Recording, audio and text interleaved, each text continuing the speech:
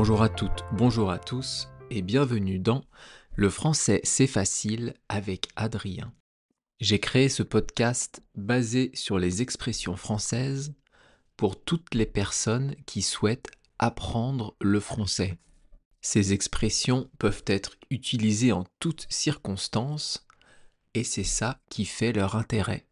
Et aujourd'hui, en ce début de week-end, donc en ce samedi 19 avril 2025, on va continuer notre série sur les verbes et après, on va étudier l'expression avoir le coup de foudre. Mais avant, comme d'habitude, une petite introduction sur tout et rien. Je vais vous parler aujourd'hui de The Flash. Pourquoi je vous parle de ce film ? À cause évidemment du coup de foudre. The Flash, avant d'être une série, c'était un film, et avant d'être un film, c'était ce qu'on appelle un comic. Un comic, c'est une bande dessinée américaine. Vous avez Batman, Spider-Man, The Flash, qu'est-ce qu'on a d'autre ? Tous les Avengers, Iron Man, etc., etc. Ça, ce sont des comics. Et bien sûr, depuis des années, les studios, les producteurs en font des films. Et quand j'étais enfant, j'ai vu le film qui s'appelait Flash, avec comme acteur John Wesley Shipp. Ça doit dater des années 90, je pense, ce film. Et je me souviens avoir adoré ce film. Peut-être que mon goût pour les super-héros, ce n'est pas une passion, mais j'aime bien les films de super-héros, vient de là. Ce film, Flash, c'est l'histoire d'un policier, en fait, qui travaille à la police scientifique, donc dans les laboratoires. Et ce policier, un soir, il se fait frapper par la foudre. La foudre, c'est quoi ? Ce sont des éclairs. Quand il y a un orage, il y a de l'électricité qui va connecter les nuages avec la surface de la Terre. En fait, c'est une différence de charge négative ou de charge positive entre le ciel et la Terre qui crée des éclairs. Bon, on ne va pas rentrer dans les détails techniques et scientifiques, mais en tout cas, la foudre, les éclairs, c'est ça. Le logo de The Flash, du héros Flash, c'est un éclair. Vous avez aussi le logo de certaines entreprises d'électricité qui sont des éclairs. Donc l'éclair part des nuages et frappe le sol. Et bien dans le film, l'éclair va tomber sur la maison où il y a le laboratoire de Barry Allen, c'est le nom du personnage, et va traverser la personne. Et en fait, apparemment, il était en train de manier certains produits chimiques, et c'est la combinaison de l'éclair et de ces produits qui a fait qu'il a obtenu des super pouvoirs. Après cet éclair qui le traverse, Barry Allen devient un homme capable de faire les choses à toute vitesse. Il court très vite, il réfléchit très vite, il peut faire des mouvements très très rapides. Et étant enfant, je me souviens avoir beaucoup aimé ce film. J'ai vu quelques épisodes de la série The Flash, qui est sortie peut-être il y a 10 ans, peut-être un peu moins, 6-7 ans. J'avais trouvé ça pas mal, mais j'avais moins aimé, ça m'avait moins marqué. Par contre, j'avais bien aimé les films de DC Comics avec Batman, Wonder Woman, The Flash. Et ce film qui a été réalisé par Zack Snyder s'appelle Justice League. Bref, ça c'était ma petite introduction sur The Flash et sur Barry Allen. Et maintenant, on continue notre petite série de verbes, notre étude des verbes en français. Hier, je vous ai divisé les verbes en deux grands groupes, les verbes d'action et les verbes d'état, qui peuvent être conjugués suivant le temps et les modes utilisés, le présent, le passé, le subjonctif, le mode impératif. Mais aujourd'hui, ce dont on va parler, c'est de la forme de base du verbe. On va parler de l'infinitif. L'infinitif, c'est le verbe qui n'est pas conjugué. Il n'a pas de nombre, donc on ne le met pas au pluriel ou pas singulier, et il n'a pas de personne. Ça veut dire qu'il n'y a pas de pronom avant. Il n'y a pas je, tu, il, nous, vous, il. L'infinitif, c'est le verbe dans sa forme de base. On pourrait dire que le verbe dans sa forme de base, c'est Barry Allen, et le verbe conjugué, c'est The Flash. Oh mon Dieu, quelle comparaison mauvaise, extraordinaire. Donc, il faut savoir que l'infinitif du verbe, donc c'est sa forme de base, je vous l'ai dit. L'infinitif, il peut être placé à beaucoup d'endroits dans la phrase et il peut, avoir plusieurs fonctions. Sa nature, ça va toujours être un verbe et sa fonction va changer. Si vous ne connaissez pas la différence entre nature et fonction, je vous invite à écouter les podcasts. Les podcasts 108 et 111, Avoir une vie de chien et Avoir deux mains gauches. Dans ces podcasts, je vous explique ce que sont la nature et la fonction d'un verbe. En tout cas, à l'infinitif, le verbe, sa nature, c'est le verbe, toujours, et plusieurs fonctions possibles. Il y a deux points qui sont intéressants à savoir sur l'infinitif. Le premier, c'est que si deux verbes se suivent dans la phrase, le deuxième verbe est toujours à l'infinitif. Je vous répète ça. Si deux verbes se suivent dans une phrase, le deuxième va être à l'infinitif. Je vous donne des exemples. Il aime manger. Il aime manger. Ici, il, c'est le sujet, c'est cette personne. Aime, c'est le verbe aimer qui est conjugué au présent, donc c'est un verbe. Et manger, c'est également un verbe. Et bien dans cette phrase, manger va être à l'infinitif, donc va s'écrire avec ER. Il aime manger. Un autre exemple, j'évite d'arriver en retard. J'évite d'arriver en retard. Ou alors, je n'aime pas arriver en retard. Ici, vous avez le verbe éviter qui est conjugué et après le verbe d'arriver, ou plutôt arriver, qui n'est pas conjugué. Deux verbes se suivent, le deuxième est donc à l'infinitif, donc se finit par ER, puisqu'ici c'est un verbe du premier groupe. Je pense qu'on va parler des verbes, des différents groupes de verbes demain, dans notre continuité de série sur les verbes. Donc ça c'était j'évite d'arriver en retard. Je vous donne un autre exemple. Tu dois suivre cette personne. Tu dois suivre cette personne. Ici, tu, c'est le sujet. Vous parlez à quelqu'un. Doit, c'est le verbe devoir qui est conjugué au présent.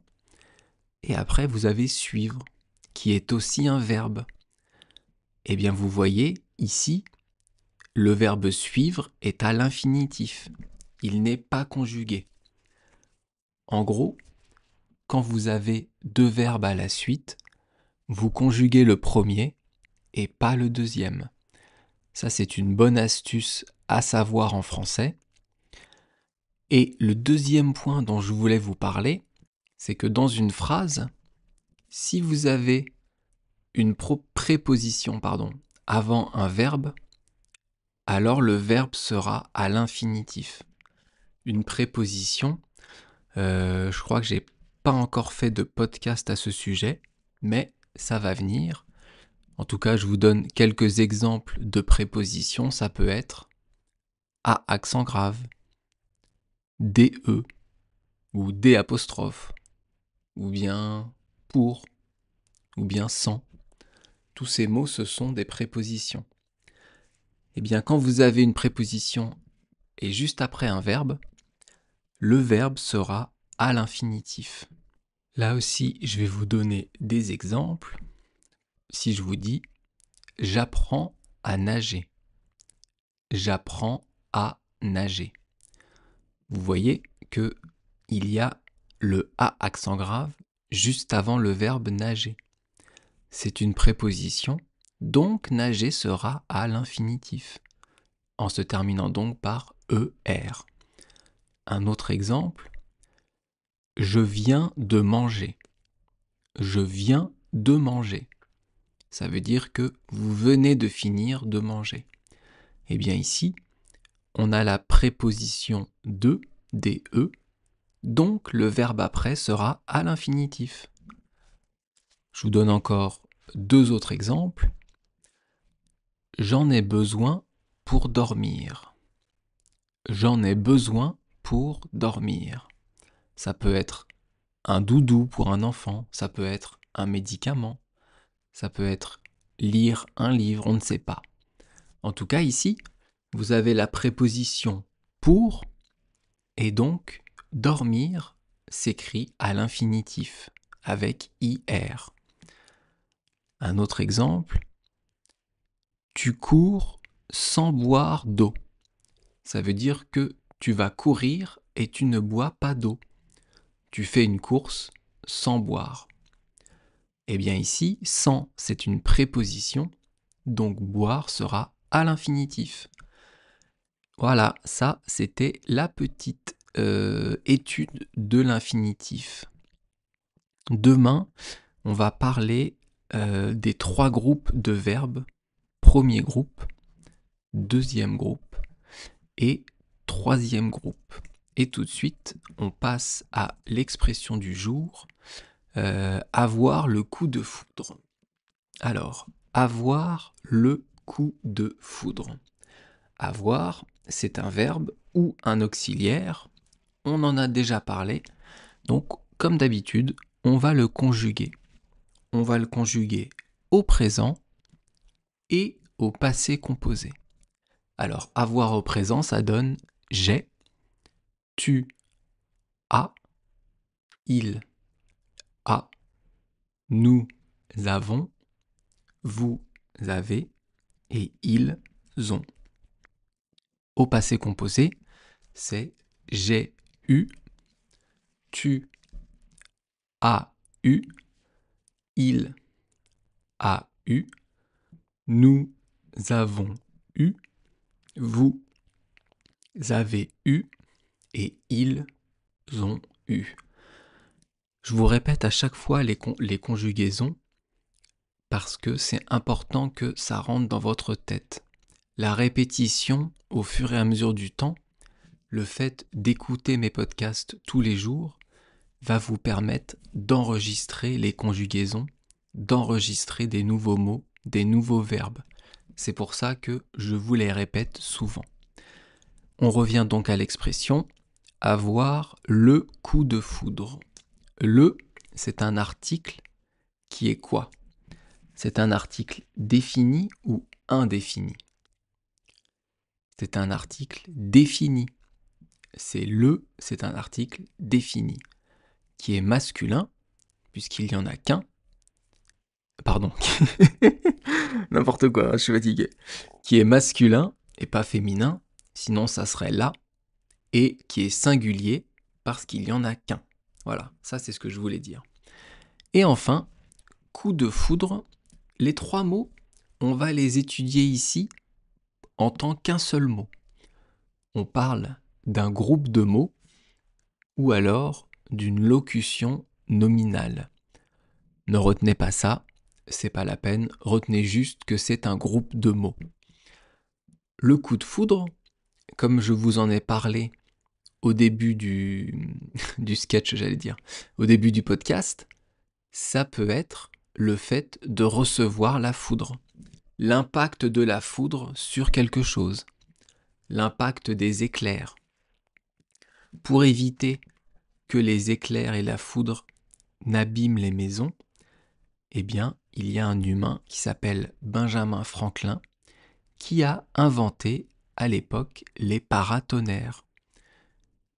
La foudre, les éclairs, sont attirés par les points les plus hauts, les choses en altitude. Donc à Paris, la tour Eiffel, tout en haut de la tour Eiffel, il y a un paratonnerre. Donc les maisons et tous les immeubles à côté ne peuvent pas recevoir la foudre. La foudre va tomber sur la tour Eiffel. Mais avoir le coup de foudre, ça peut aussi être un sens figuré. Et ici, c'est ça qui nous intéresse. Le coup de foudre, c'est l'attrait instantané entre deux personnes. Une attirance qui se déclare subitement, d'un seul coup, en un instant. Le sens de cette expression, c'est ça. Avoir le coup de foudre, c'est être attiré par l'autre au premier regard. Généralement, c'est réciproque. Réciproque, ça veut dire que c'est dans un sens comme dans l'autre. Vous êtes attiré par la personne que vous voyez, et la personne que vous voyez est attirée par vous. Je vous donne des exemples, ou plutôt un exemple. Vous êtes célibataire, donc vous n'êtes pas en couple, et vous êtes à une soirée entre amis. À un moment donné, la porte s'ouvre et vous voyez entrer la plus belle personne au monde, en tout cas pour vous. Toutes les autres personnes sont lambda, sont grises, et la personne que vous regardez est lumineuse. Elle a toute la beauté du monde pour vous, et vous êtes instantanément attiré par elle. Et cette personne vous regarde également. Elle est attirée par vous. Ça s'appelle le coup de foudre. Toutes les personnes autour s'effacent. Moi personnellement, je n'ai jamais connu ça, mais ça doit être intéressant. Je ne sais pas si ça existe vraiment, mais j'imagine s'il y a une expression pour ça, alors c'est que ça doit exister. En tout cas, avoir le coup de foudre, c'est ça. Alors, ce qui est intéressant, c'est que au XVIIe siècle, avoir le coup de foudre, ça voulait dire subir quelque chose de soudain, d'inattendu, souvent de désagréable. Et c'est au cours du XVIIIe siècle que le sens de l'expression a changé. C'est passé de quelque chose de désagréable à une attraction mutuelle, une attraction réciproque entre deux personnes et instantanée. Vous voyez, c'est intéressant parce que, comme toutes les langues vivantes, la langue française évolue. Le sens des expressions évolue, le sens des mots va changer au fur et à mesure du temps. Donc vous l'avez compris, avoir le coup de foudre, ça veut dire tomber amoureux, tomber d'attirance au premier regard. On dit aussi flasher sur quelqu'un, comme dans The Flash. Juste pour le nom, hein, pas comme dans le film. Et en anglais, ça se dit Love at First Sight. On le voit bien dans l'image que j'ai créée pour le podcast, que les deux personnes s'aiment et se désirent. Alors, qu'est-ce qu'il me reste à vous dire? Demain, on étudiera l'expression française « donner du fil à retordre ». Est-ce que vous connaissez cette expression? Si vous ne la connaissez pas, je vous invite à écouter le podcast de demain. Vous pouvez toujours retrouver jusqu'à fin avril les chapitres du livre de Saint-Exupéry, Le Petit Prince, sur mon site Patreon. Vous vous inscrivez, c'est gratuit et vous pouvez écouter le livre en audio. Et c'est évidemment moi qui le lis. Vous pouvez aussi vous abonner pour soutenir le podcast et vous aurez les transcriptions des épisodes en français. Les transcriptions écrites bien sûr. Allez, je vous laisse ici. Merci beaucoup de m'avoir écouté. À bientôt, bye bye. Hasta luego. Matane.